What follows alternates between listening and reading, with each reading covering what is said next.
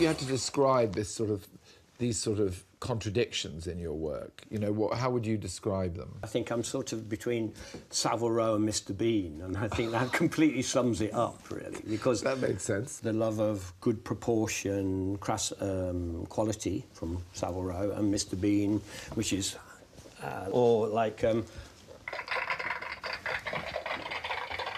my sound machine, which is very, I find very useful. I keep it just in case nobody applauds at the end of a fashion show. I bring my own applause.